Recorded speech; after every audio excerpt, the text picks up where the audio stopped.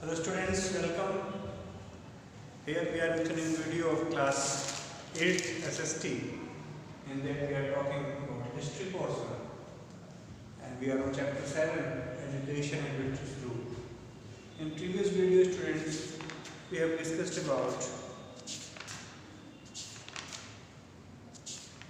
education after 1858.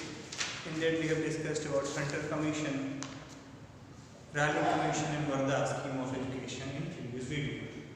Now students, we are going to move forward, and in that today's topic is drawbacks of English education.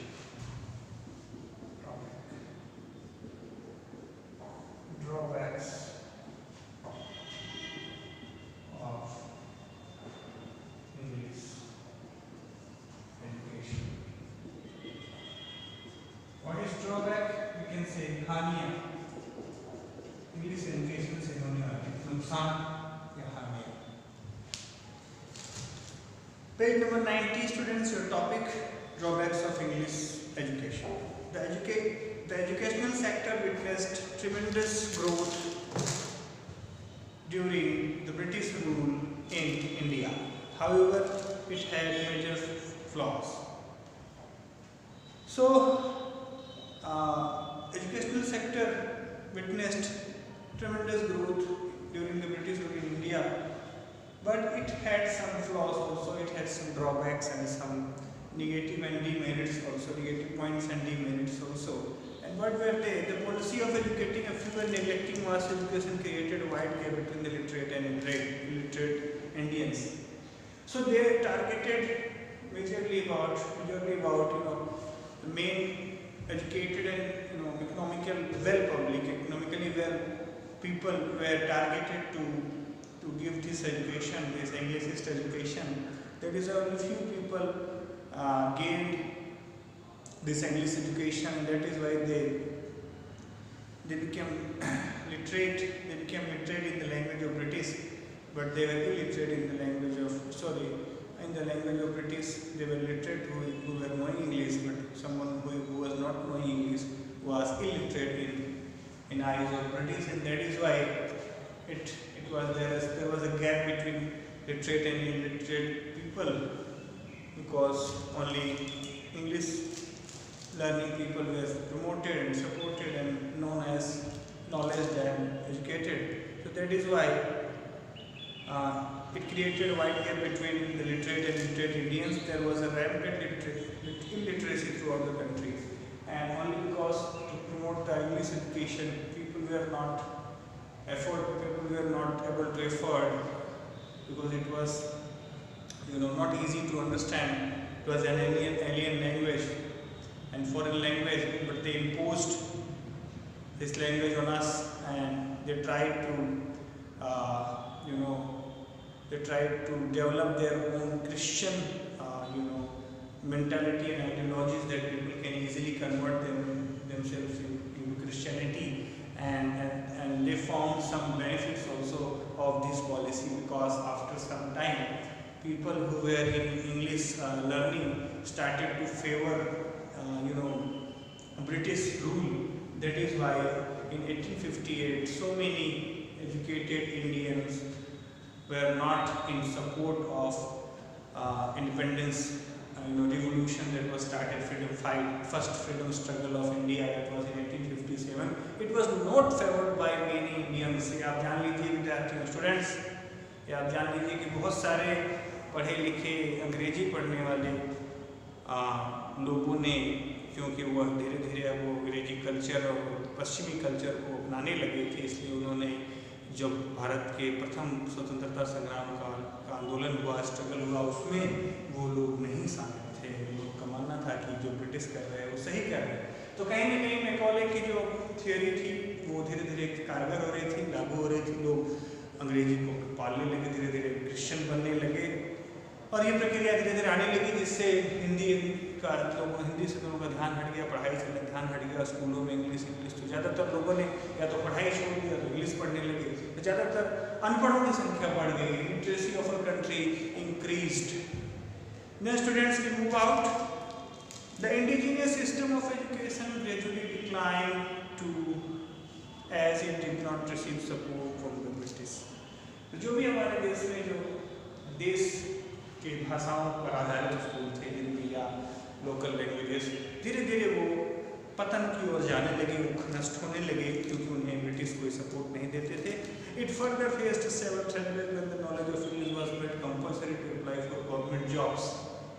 और हद तो तब हो गई जब गवर्नमेंट जॉब्स में भी इंग्लिश को कंपलसरी बना दिया, अंग्रेजी को, और इससे लोगों को यहाँ की जो लोकल एजुकेशन थी, जो अपने देश की अंतर्देशीय एजुकेशन थी, वो बिल्कुल बंद हो गई, समाप्त हो गई और सबको फिर अंग्रेजी पढ़ना अनिवार्य हो गया. There was an unbalanced growth throughout the levels of education as more importance was attached to the expansion of high schools and colleges.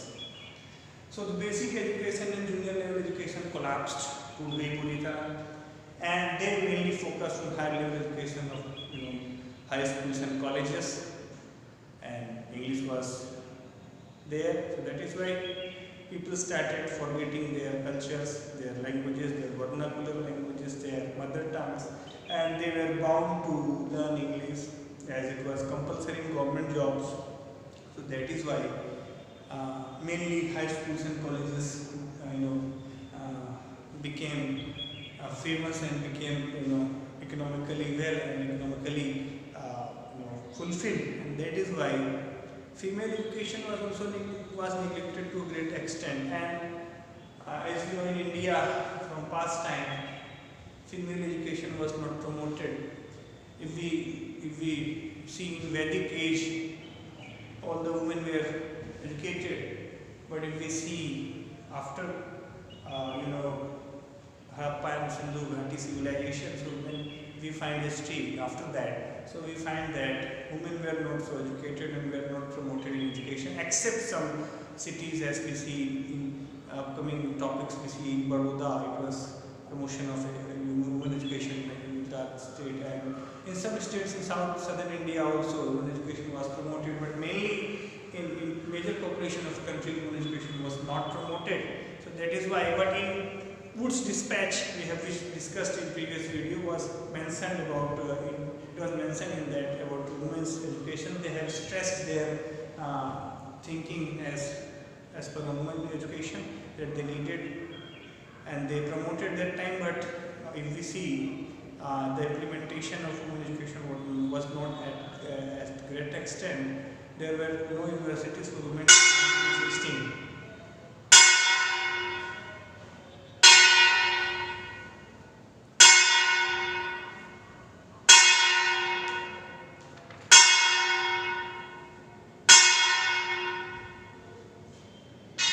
And up to 1916 there were not any women university in India, although the Wood dispatch had stress on the expansion of education of women. And as we know, in 1854 Wood dispatch has showed its stress on women education, but first university was established after 1916 of women. Most of the Indians who received Western education did not support the revolt of 1857 and remained loyal to the British. Also, they began to follow Western culture and traditions while neglecting their own. So, what I said previously, the people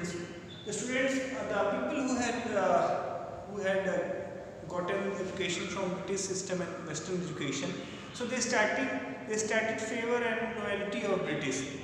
That is why they didn't oppose.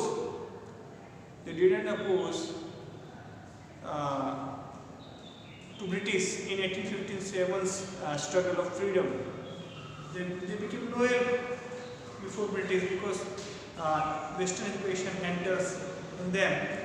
Most of the Indians who received Western education, they began to follow Western culture also and traditions by neglecting their own. They started neglecting their own culture and started following Christian culture and Western culture. Technology and science did not develop much under the colonial education policy, and they didn't favor of technology and science. They just favored of English and Western education. So technology and science did not develop morely. English education focused more on reading and writing. There was no hands-on experience gained by students under the Western education system. We are talking about the drawbacks and demerits of British education and Western education. In that, there was not any kind of provision that people can do verbal discussion on a topic hands-on or hand-to-hand. Just they had started to write and learn. So to understand English, they had to always learn and write. But in our culture and our education policy of India, our indigenous education was based on discussion, based on hand-on education, based on something which is learned by someone and passing to someone. There is no need of writing and learning.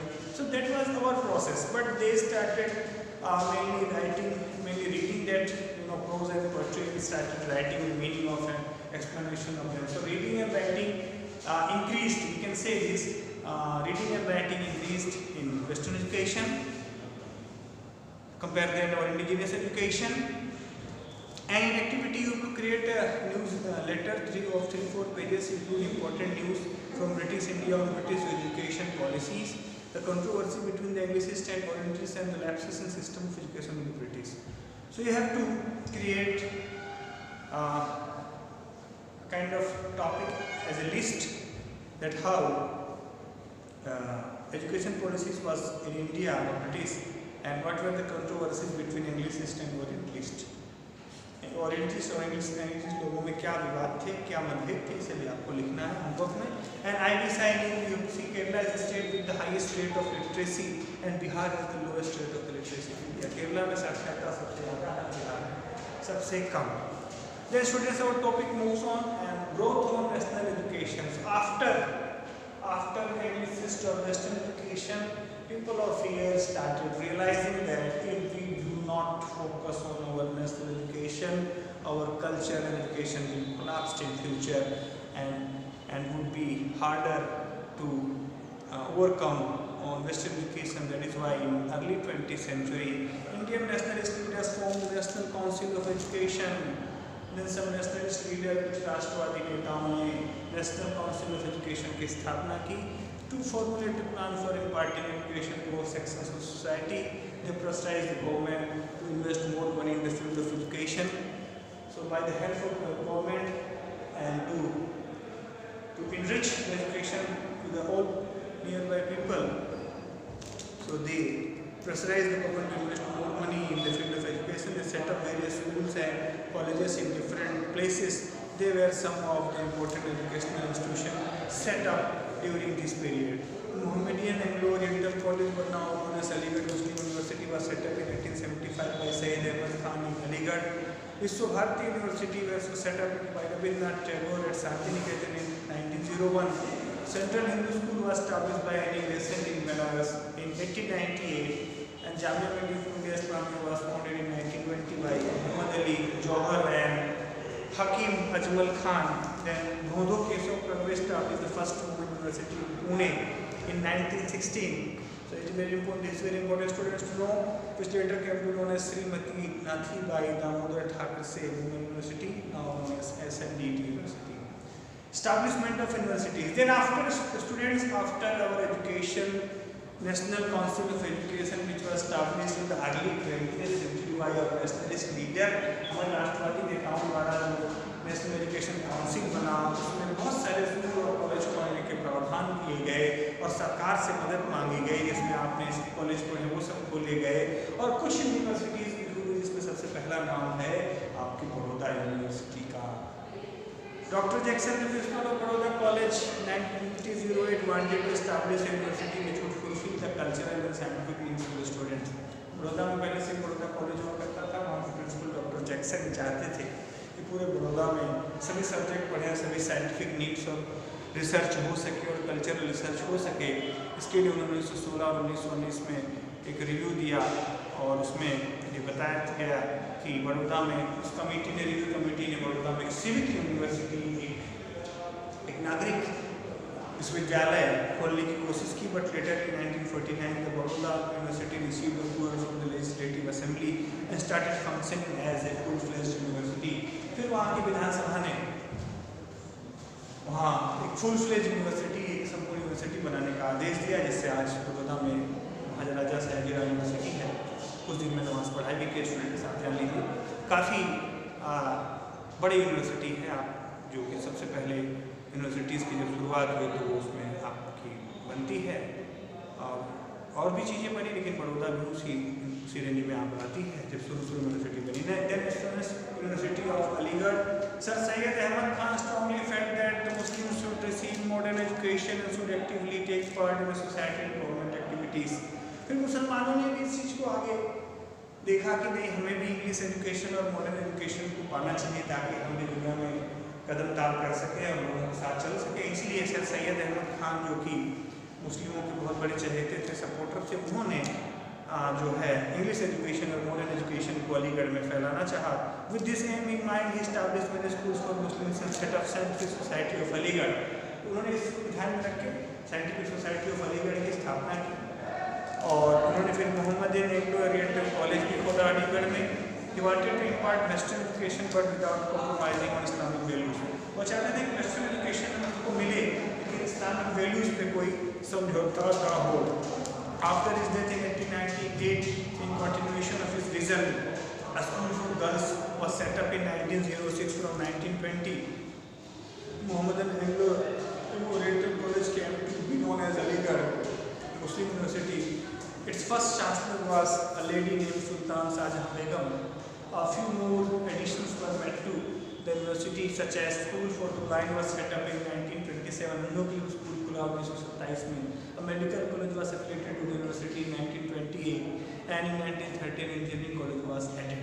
So students, we have seen that these two major universities of Baroda and Aligarh was established in start of earlier 20th century after National Council of Education, and some universities also were established like Bharati University, Central Hindu School, Jamia Millia Islamia, and Bando Keshokaro, first women universities. All these universities were established after National Education Council and National Council of Education of India, and after that we are in this position that we had also started our universities and started our own culture and subjects, but English was imposed, English was giving pressures, because English and British education from that time and nowadays it is expanding its leg. But if we make understood ourselves that that means